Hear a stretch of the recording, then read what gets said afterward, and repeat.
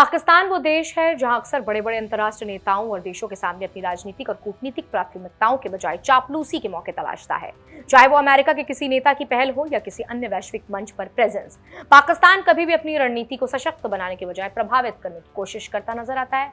Davos में शहबाज शरीफ द्वारा board of peace यानी कि BOP के चार्टर पर हस्ताक्षर इसी का ताजा उदाहरण है, जहां देश की आंतरिक राजनीति और पारदर्शिता को दरकिनार करते हुए कदम उठाया गया है, जिसने घर लौटने पर विपक्ष और जनता के बीच भारी विवाद पैदा कर दिया है। ये दर्शाता है कि पाकिस्तान अक्सर अंतर्राष्ट्रीय संबंधों में अपनी आत्मनिर्भरता की बजाय बड़ी ताकतों को खुश करने पर ज्यादा ध्यान देता है, जिससे राजनीतिक जोखिम और आलोचना और भी बढ़ सकती है।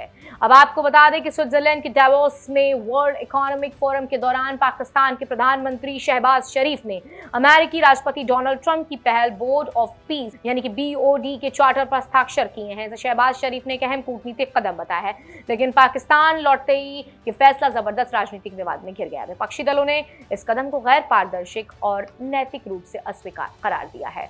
गजा संघर्ष के लिए ट्रंप की नई पहल बोर्ड ऑफ पीस को अमेरिकी राष्ट्रपति डोनाल्ड ट्रंप ने गजा संघर्ष समाप्त करने के लिए 20 सूत्री शांति प्रस्ताव के दूसरे चरण के तहत औपचारिक रूप से पेश किया था। रिपोर्ट्स के मुताबिक बोर्ड केवल गजा तक सीमित नहीं रहेगा, बल्कि भविष्य में वैश्विक संघर्षों के समाधान के लिए एक नए अंतर्राष्ट्रीय तंत्र के रूप में काम करेगा। इसका दायरा शासन क्षमता निर्माण, पूर्ण निर्बाध निवेश और आकर्षित और बड़े पैमाने पर फंड जुटाने तक फैला हुआ है। कई देशों में इसे संयुक्त राष्ट्र के विकल्प के रूप में उभरती व्यवस्थाओं के तौर पर देखा जा रहा है। डावोस में हुए इस हस्ताक्षर के बाद इस्लामाबाद में राजनीतिक हलचल तेज हो गई है। पूर्व प्रधानमंत्री इमरान खान की पार्टी पाकिस्तान तहरीक-ए-इंसाफ यानी कि PTI ने सरकार के फैसलों के खिलाफ मोर्चा खोल लिया। पार्टी ने कड़े बयान में कहा है कि वो बोर्ड ऑफ पीस में शामिल होने के सरकार के निर्णय को स्वीकार नहीं करती है। PTI का कहना है कि इतने बड़े अंतर्राष्ट्रीय महत्व फैसलों में पूर्ण पारदर्शिता और सभी प्रमुख राजनीति की रजामंदी होना जरूरी है। पार्टी नेताओं ने जोर देकर कहा कि किसी भी अंतर्राष्ट्रीय शांति पहल को संयुक्त राष्ट्र की बहुपक्षीय व्यवस्था को मजबूत करना चाहिए, न कि ऐसी समांतर संरचनाएं बनानी चाहिए जो वैश्विक शासन और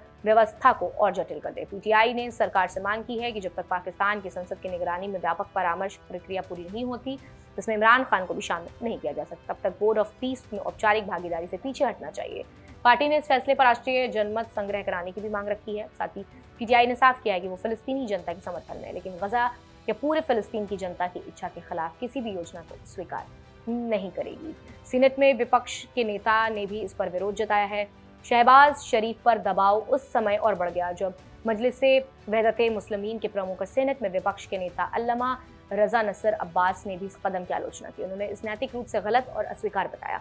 इसी मंच से अमेरिकी राष्ट्रपति डोनाल्ड ट्रंप ने कड़ा बयान देते हुए कहा है कि फिलिस्तीनी सशस्त्र संगठन हमास को हथियार डालने होंगे, ना तो उन पर समाप्त कर दिया जाएगा। ट्रंप के इस बयान ने भी विवाद और बड़ा कर दिया है। खुद बोर्ड ऑफ पीस की पहल भी सवालों के घेरे में है। ट्रंप प्रशासन ने भारत और चीन समेत करीब 60 देशों को आमंत्रित किया था, लेकिन डावोस लॉन्च के दौरान 20 से भी कम देशों ने इस पर भाग लिया। बताया जा रहा है कि इस बोर्ड की स्थायी सदस्यता के लिए $1 अरब की फीस तय की गई है। वॉशिंगटन इस बोर्ड को गजा और उससे आगे शांति और स्थिरता लाने वाले अंतर्राष्ट्रीय निकाय के रूप में पेश कर रहा है। इससे ये भी अटकलें तेज हो गई कि ये बयान वैश्विक संघर्षों के हस्तक्षेप कर सकता है।